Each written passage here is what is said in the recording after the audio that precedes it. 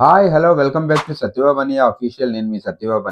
నేనైతే ఈరోజు మీకు మంచి గోంగూర పచ్చడి చేసి చూపిద్దాం అనుకుంటున్నానండి. అది ఎలా చేయాలో నేను నీట్‌గా చెప్తాను చూడండి. ఎప్పుడైనా గోంగూర పచ్చడి చేసేటప్పుడు ఎర్ర గోంగూర తీసుకోండి. బాగా కడిగి ఇలా పెట్టుకోండి పక్కన. ఏం లేదండి, సింపుల్. ధనియాలు, జీలకర్ర, ఎండుమిర్చి. గోంగూర పచ్చడికి కావాల్సింది ఇంపార్టెంట్ ఏంటంటే వెల్లుల్లి గుడ్లండి. ఇలా ఒలిచి పెట్టుకోండి. అలాగే పోపులో ఇంగువ వేయాలి. ఇంగువ కోసం ఇంగువ ఉంచుకుంటున్నాము. స్టవ్ ఆన్ చేద్దాం. జీలకర్ర, ధనియాలు, ఎండుమిర్చి 3 కలిపి ఫస్ట్ దోరగా వేపుకోవాలి.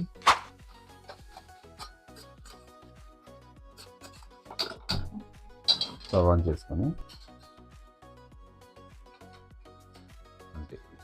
2 స్పూన్స్ కొలిచి పెట్టుకున్న వెల్లుల్లి గుడ్లు ఆయిల్లో వేసుకుందాం. ఇది కొంచెం ఇలాగా ఫస్ట్ కొంచెం బ్రౌన్ వచ్చినంత వరకు వేపి మళ్ళీ స్టవ్ ఆఫ్ చేసేద్దాం. ఇలాగా ఒక చిన్న బౌల్లోకి తీసుకుందాం. చూసారు కదా, ఇలా ఆయిల్తోనే వెల్లుల్లి గుడ్లు తీసి ఉంచుదాం. ముందుగా కడిగి పెట్టుకొని ఉంచుకున్న గోంగూర వేసుకుందాం.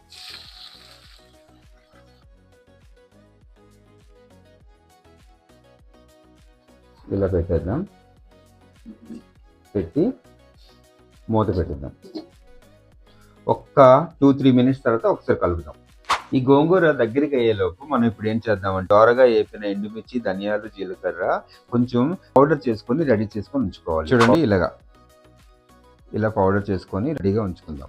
3 నిమిషాల తర్వాత చేసి అయిపోయింది, దగ్గరికి అయిపోయింది కదా.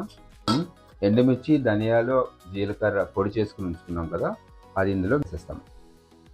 చూడండి, దోరగా వేపుకున్న వెల్లుల్లి ఇలా ఆయిల్తో ఇందులో వేసేస్తాం. సాల్ట్ వేసుకుంటాం.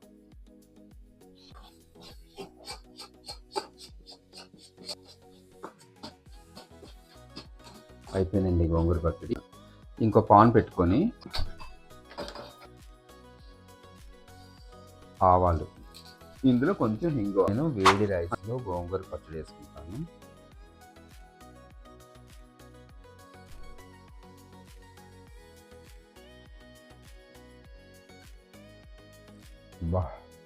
హోమ్మేడ్ గోంగూర పచ్చడి ఇలాగే చేసి మీరు కూడా ట్రై చేయండి. వీడియో కానీ నచ్చినట్లయితే షేర్ చేయండి, లైక్ చేయండి, సబ్స్క్రైబ్ చేయండి, గంట కొట్టడం మటుకు మర్చిపోవద్దు.